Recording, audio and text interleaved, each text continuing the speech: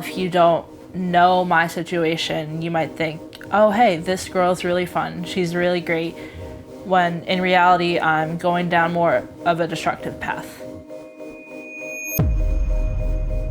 Logic brain is telling me this will end soon, you'll get out of this, it's just a cycle. And then the emotional side of my brain is like, nothing's ever gonna be okay again, you're gonna be stuck like this forever, this is the rest of your life. Having bipolar is like white knuckling every day of your existence. The highs can be really great, and the lows are always very terrifying. During a manic episode, the longest time I've gone without sleep was either 7 or 8 days. A lot of fast talking and grandiose feelings like you're a superhero. When I was in a very deep depressive state, I would just spend a lot of time in bed, not feeling like myself. It is something that is just so oppressive that you literally can do nothing to shake it. I feel bad. There's nothing I could do. I'm helpless as a parent. When I was first diagnosed, I wanted to do it without medication. It turns out that it's very, very difficult. This is a mood stabilizer, an antipsychotic, and an antidepressant. That perfect cocktail of medications that help keep me stable. My name is Andrea, and I live with bipolar type 1. My name is Alistair, and I live with bipolar type 2.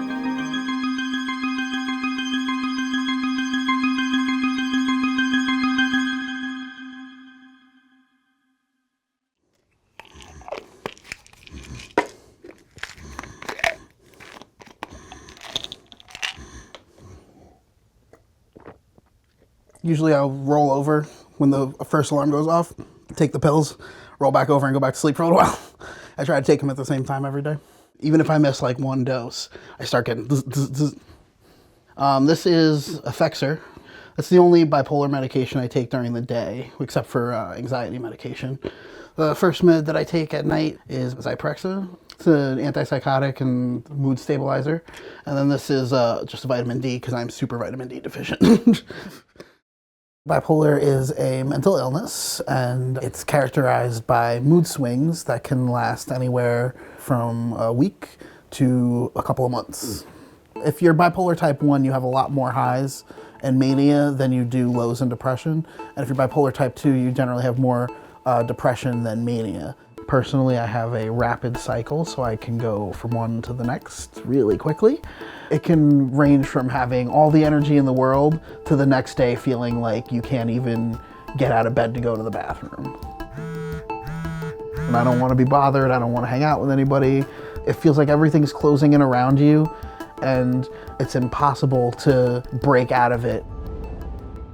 I'd say the most frustrating part for me about having bipolar, because it is different for everybody, has been the medication dance.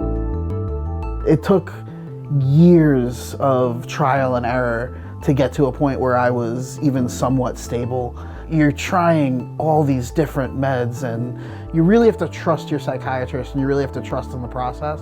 You know, halfway through it, it's very hard to do that because you're not feeling better, but you're taking all these pills and you're paying all these co-pays, and it feels like it's never gonna end.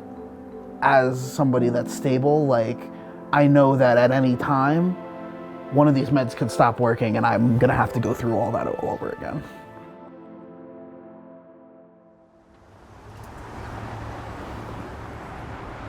This is my planner from 2019. You can see what I was handling at the time. I was taking maybe 6 different classes. In addition to being a varsity student athlete, I was also involved with our campus newspaper and working for a sports team on top of clubs. So you can see I was handling a lot. One joke I have with my friends is that there's type A and then there's type Andrea. Planners for me help keep me stable. Say if I'm a little more manic, it gets all of my racing thoughts out. So just that way I can start my work day with a very clear mindset. Bipolar 1 is when a person is most likely to have a more manic episode. Manic episodes manifest differently for different kinds of people. For me, they tend to have a lot more energy. I tend to be more irritable, and I would go maybe up to a week without sleeping. I tend to feel like I'm still on top of the world. But also I was gambling, I was over drinking, I was spending money that I didn't have left and right. That's kind of the dangerous thing about mania, is that you're engaging in really dangerous behaviors, but you don't recognize them as being dangerous. When it comes to balancing the mania and the depression, there's definitely this overarching theme of what comes up must come down. Often it can rather be more of a crash than a smooth fall. Sophomore year at college, in my spring semester, I hit a major depressive episode. I was on our school's rowing team, and one February winter practice, we were out on the water and came across a dead body. That one occurrence triggered a series of panic attacks during workouts and practices that eventually led into a very deep depressive state and a lot of suicidal thoughts that eventually landed me in the psychiatric hospital. It was quite honestly very scary. They had taken all of my belongings, including things that I could have used to hurt myself. The doctor prescribed me an antidepressant that is obviously meant to cure depression, but in cases of bipolar, it actually raises the manic symptoms.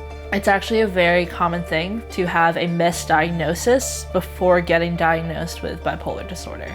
My mood went from 0 to like 1,000, and without proper medications, I was spiraling out of control.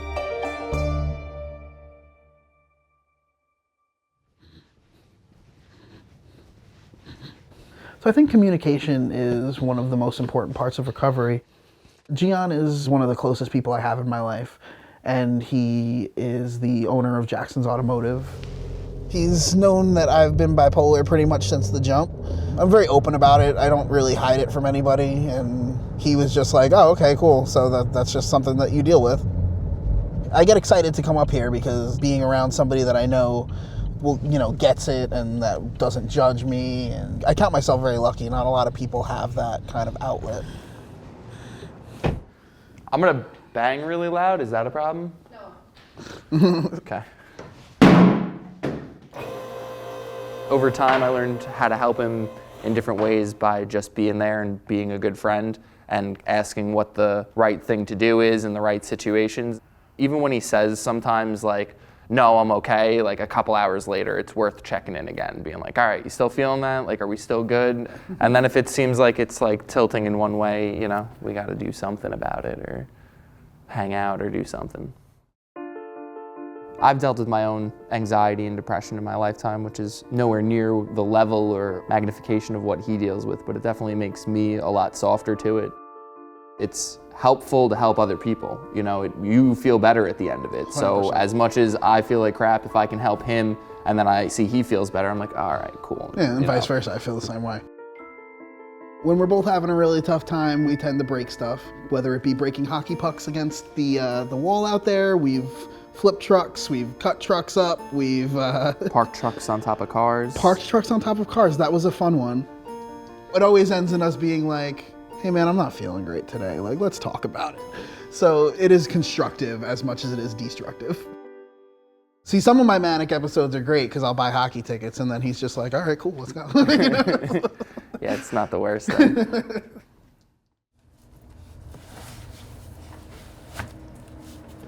I love to run.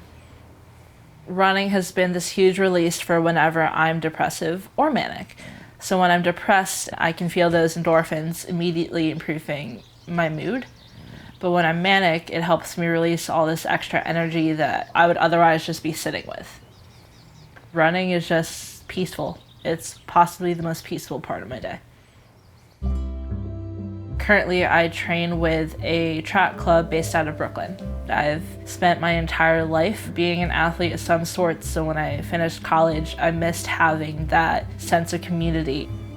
I love the way sports can bring people together.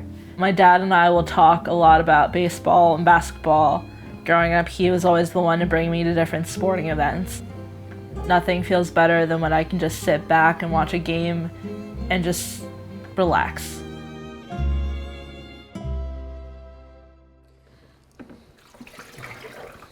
You want to pick one? I want to try that Vanilla mocha chunk. Okay. Cheers. Well, usually you come here and we cook dinner. We like to cook together, We do cook. We'll watch the hockey games. especially the Rangers. Ever present throughout my life. He was a good kid. Good thing, because then I wouldn't have had it anymore if he wasn't. But he spoiled me. But he was a very good kid. I had him when I was very young, so it's always been me and him. You know, the firstborn, I guess. It's always special. The first sign of really like bad mental illness was when my father passed away. It was very sudden. It was a car accident. It just happened when I was 13, and like that's when I started getting like really depressed for the first time. I think I was 16. I was having heart palpitations. You had to take me to the hospital that night. Yeah. That was like the first time I ever had a panic attack. I didn't know about like anxieties and this and that. Like he had to tell me. I didn't like see it. Especially growing up with parents that were born during like the Depression years. It was shut up and get through it. Like Grandma Jean, shut up and get through parents, they didn't talk about nothing. Nope, everything was, no, you just pull on your bootstraps and you go through it, and that's the end of it. Exactly. There's obvious signs of, depression or anxiety throughout the family, but nobody ever talked about it. I'm the first person that's kind of stood up and said, this is what's going on, guys. So, As far as mental health stigmas go, I think we're in a better place than we were a decade ago. There's still a lot of room to grow in terms of how people see mental illness. They might think of, the crazy person locked up in an asylum, but in reality, it's a very real and very common experience. if mental health was taken a little bit more seriously in this country, or if we had maybe a Medicare for all type deal, it might be a lot easier for people to get help, and then you wouldn't have so many people living on the streets because they can't afford their medication. The worst case is they end up living with a mental illness and they don't have the money or the education or even the support system they need in their mental health journey. Would you choose to live without it? That's a good question. Honestly, I don't think I would change having bipolar disorder. It's hard to say I would pick to live with an illness over not living with an illness, but retrospectively, it's part of what makes me me, and it's something that I identify with now. While it's terrifying to even think that tomorrow maybe my antipsychotic stops working and I need to go on another med merry-go-round, at the same time, I don't think I would give that up because it's an integral part of who I am, and I don't think I would want to be anybody different at this point.